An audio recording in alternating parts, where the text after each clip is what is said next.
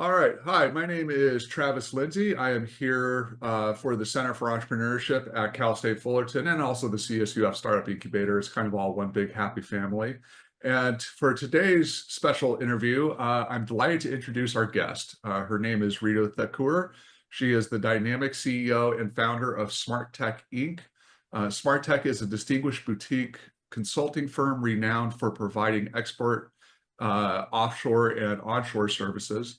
With a focus on strategy, planning, execution, and managed support. Ritu and her team empower businesses of every size, from innovative startups to Fortune 500 companies, to build solid foundations and achieve sustainable growth. In addition to her impressive entrepreneurial achievements, Ritu founded a Smart Global Tour in 2019, delivering exceptional curated travel experiences around the globe.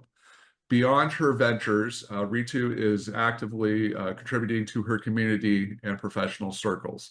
She serves on the advisory board for California State University Fullerton's Center for Entrepreneurship and dedicates her time as a volunteer at SCORE, demonstrating her commitment to mentorship and community impact. With extensive expertise in business strategy and operations, Ritu is passionate about supporting entrepreneurs, guiding them to develop robust financial models, and achieving lasting success. Please join me in warmly welcoming the insightful and inspiring Ritu Thakur. Ritu, how's it going? Good, good. Thank you for that introduction, Travis. It's always a pleasure collaborating with Cal State University Entrepreneur Program. So thank you for having me here. So first question, just to get us started, why are you passionate about entrepreneurship?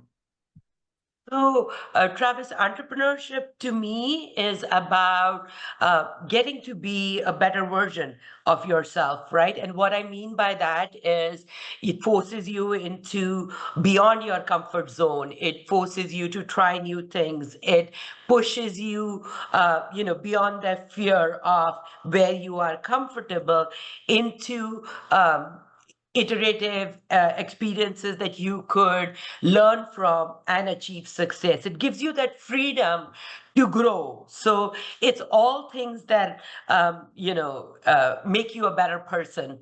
In some ways, is how I look at that spirit of entrepreneurship. That's awesome. Yeah, that creative drive, right? Yes, It's big. yes, yes, Absolutely. yes, yes. So knowing that, why are you supporting CSUF entrepreneurship in particular? Are we just so much more fun to hang around with, or what is it?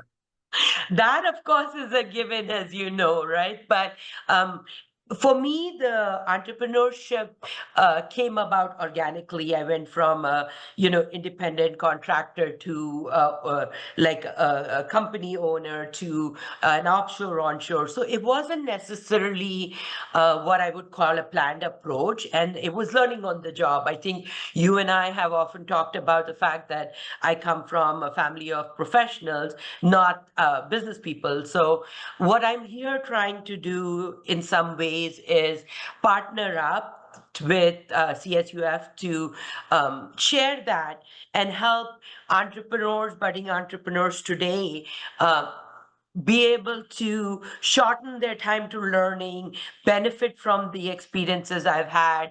But in addition to that, I'm also really grateful for the success the last 20 years and the paid forward, mindset with gratitude.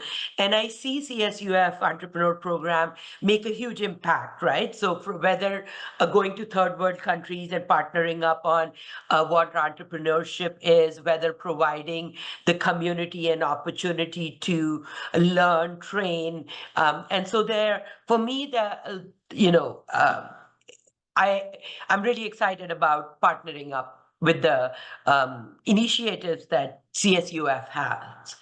And not to mention, you guys are a fun team I love to hang out with as well. Oh yeah, absolutely. I mean that's the main driving motivation for me still being around is it's so much fun. The students learning stuff, that's great. The businesses that get started from the incubator, pretty good too. But yes, it is fun. Sorry, Travis. One thing I want to add is, I remember, like the 2 months ago, the Titan pitch contest, we had 11-year-olds, 12-year-olds have a voice on stage to present their business, right? For them, that's a huge opportunity, and that came about because of CSUF. So this is another example where, I'm so excited to be part of the board. I tell everybody, if you can participate, join, volunteer, step up, because that team's doing a great job giving back to the community and building the community.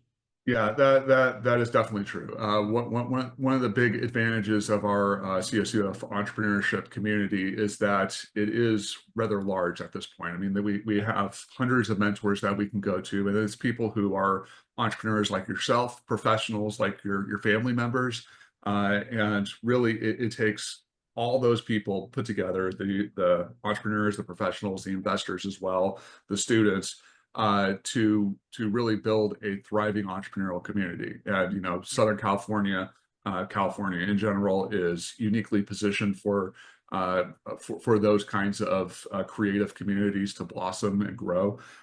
So yeah, it's great having people like you on board, and even people like me sometimes can add value to the community. Always. Yeah. I always say you're the glue that holds us all together in our different aspects. So thank you. It is much appreciated. Well, I don't know if I go that far, but thank you for the sentiment. I appreciate it. Your support for the center, for everything that it does. You just mentioned the Titan Fast Pitch competition, where we had middle school students, high school students, and university students give pitches for their businesses and win prizes, scholarships, residencies at the incubator, that sort of stuff. What other ways have you seen your collaboration with us, either from giving a talk at our incubator, your work on the advisory board, which I know has just pretty much just started, recently? How have you seen that work have an impact or make a difference on the lives of our students or members of the community? I think one of the primary areas is that you're bringing the community and the school together. So, for example, I'm a mentor on one of JJ's classes, working with the team that's putting a business plan opportunity together. And so when they connect with real life, real life experiences, or have that context about beyond school, learning from people that have gone through experience, I think that's a huge impact that I think helps them get the right perspective as well. The other is the networking opportunities that are being provided to them, the voice, the forum. Some of it is also you're bringing together opportunities for them to, get mentorship or get scholarships or get funding, whether in a kind support or whether actual cash, to jumpstart some of the businesses. So there are so many ways that I think this program makes impact in giving back to the community, that truly it's a great experience to connect with. And I think the dean's vision for making it global, as I was talking, like, I know that the program collaborated with the UK organization in India for women enablement on entrepreneurship. Right? That's something this team's making happen. The thought process is to go out to other countries, because at the end of the day, entrepreneurship is something we understand really well, but others may or may not, but the concepts are the same. And so if they can benefit from our experience, that's a advantage we can offer them, or a benefit we can offer them. So, just to name a few, if that helps. Yeah, absolutely. It's almost like there's something in the water in our community where people just are trying to create new stuff. And really, I mean, it's not anything intangible. It's just network effects, right? We bring together so many people that if somebody does have a really, truly great idea, they can find people to partner on their team. They could find mentors and advisors for for their startups, maybe even investors as well. So it's all great, and having people like you on board definitely makes it just that much stronger. So Yeah. thank you. I I think some of the other cultures are also not as open to the idea of entrepreneurship as we are. So, when there are people that want to try this or do this, whether it's society, whether it's family, whether, it's themselves, there are so many doubts that hold them back, right? Because it's not, um, an as open, acceptable concept. So for us to be able to support it, promote it, is also value add. It reinforces that maybe they are thinking on the right track. Maybe they should try it out. Maybe they should think of it as lessons learned, not as failures or what the community would say as well. So just a few additional Yeah. thoughts. No, and that's something that's really intrigued me about your story. It's kind of that tension between structure and openness, right? So, Yes. one of the great things that you've done in your talks, and just from knowing you, and also through Smart Tech, is that you help entrepreneurs start to put in some of that structure into their Yes. business, and Yes. it's something that you definitely have to do. Entrepreneurship isn't just a purely creative endeavor. It's Yes. about adding structure where there wasn't where it wasn't before, so that you can create something new, Yes. more or less, right?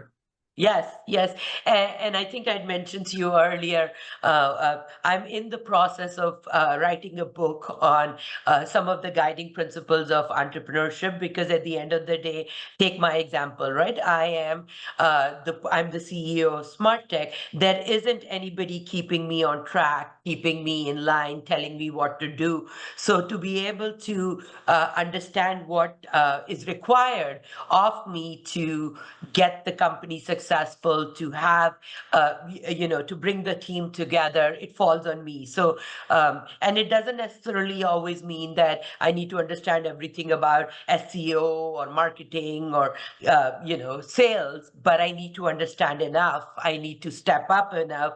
I need to show leadership enough. I need to understand my definition of success. And to your point, I need to be disciplined and persistent about it.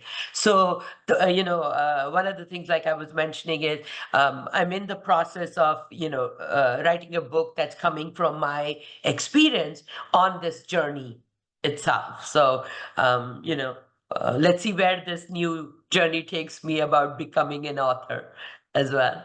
Well, when that book comes out, we're gonna have to have you back and do another one of these interviews for sure. So, Definitely. last major question. Yeah. You've done a lot, you've given back a lot. If you could advise yourself when you're younger, or maybe like one of our students or somebody who is just thinking about starting a business, what advice would you give them? So the first one is, don't doubt yourself, right? Basically, if you have an idea, if you have a concept, try it out. Sometimes we are scared of fear of change, fear of society, fear of family, fear of something new. Step up, right? Because it gives you an opportunity to try something new. And at a minimum, you would take away lessons learned from it. The second thing is, plan and define your success. So, what does it mean to you? Are you just, for example, right? Like there was a mother of a baby, a single working mom I was talking to the other day, that didn't have a business concept, that wanted to look at doing business because she wanted to be financially independent and be able to have something for her son. And my proposal to her was, you're not looking to do a business you don't understand the why you want to do it. The why could be, you could save, $200 $500 every month for the next 20 years, and you've got a nest egg without pushing yourself beyond being a mother, being a professional. So understanding the why is important, and then defining your success criteria, because what Travis, success for you may not be like for me, the success was never building a multi-million-dollar company, leaving a legacy. It was being financially independent, learning and growing. So each one of us, so again, it goes back to hopefully I'll have all these principles out in the next couple of months. And, those are some of the things I've learned in my journey, that you've got to be comfortable with being in your non-comfort zone. You need to know the why. You need to persist. And expect to hard work. There is no easy path to entrepreneurship, if you will. And I think you'll agree with me on that one. Oh yeah, absolutely. I mean, being an entrepreneur and just calling yourself an entrepreneur is easy enough, right? But actually Yes. being successful at it takes a lot of Yes. work, and Yes. frequently it's going to be a lot more work uh, going your own way than it is becoming a successful professional. Yes. I mean, it's longer hours, and Yeah. yeah, for a decade, 2 decades, you're going to Yes. be working a lot more than other people who are making similar amounts of money, most likely, Yeah. Yeah. in a professional space. So yeah, when people hear of those overnight successes, there's usually, Yes. like at least a decade that Yes. goes into making those overnight successes. Yeah. And it's to your point, it's a decade of hard work for overnight success after the decade, right? We forget the path that led up to that final success story. So, Yeah, yeah, and one other thing that you mentioned that I think bears discussing a little bit more would be that passion part of it. I yeah. don't know where you fall on this, but most entrepreneurs that come to me that I talk with anyways, the passion part of it plays a role, but it's not the driving force Yeah. behind it, right? So there Yes. has to be something more to it, because that passion, that spark that starts the fire of entrepreneurship, Yes. it doesn't always stay strong over Yes. time, right? Yes, yes, that's true. And I think a part of this is, and I don't know if you've read Mel Robbins' 5-second rule, right? Like basically the way we are built is, as we have an idea, the first thing we're going to do is to find reasons to not do it because we are so comfortable, right? I go back to fear of change, fear of stepping up, fear of doing something that's not known to us, so our first attempt is to dissuade us. And often, if we don't get the external support, we end to dissuade ourselves. So this is where I go with, if you have an idea, I think all of us have that spark in us, or, at some point we look at it and say, hey, this is a good idea, but we don't execute on it because we don't find the courage, act to it, step up, lean into it. So, the next time somebody has a idea, sees an opportunity, I would say, think about it, act on it. Don't let your fears bring you down. So Yeah, and everybody, sorry, go yeah, ahead. no, absolutely. Just getting started is half the battle most of the time, and it gets the Yes, ball rolling. And you don't have to, to your point, you don't have to start building or start at that $50 million business. yes, You yes, start small, you build it up. You have your own resources, your own internal resources that you can rely on and build on over time. yes, So yeah, so just getting started, maybe even it's just posting more on LinkedIn, yes, or doing something like that if you want to become like an author or something like that, yes, or just doing some drop shipping if you want to yes, have like a retail store. yes. There's many ways to bootstrap your way into something bigger down the road. Yes, and I'll give you another example. So, a friend of mine who's a hairdresser decided to try out making candles for herself because she didn't like the ones that were in the market. The candles she made, her friends started looking to buy, and now she's looking to say, how do I scale up to be able to support? Right? So, little things. She doesn't have a website. She doesn't do marketing. It was just word of mouth. And so that's again where something creative that's your passion could grow out to be a business opportunity for you. Yeah, I mean, one of the biggest examples of that I can think of off the top of my head is Martha Stewart.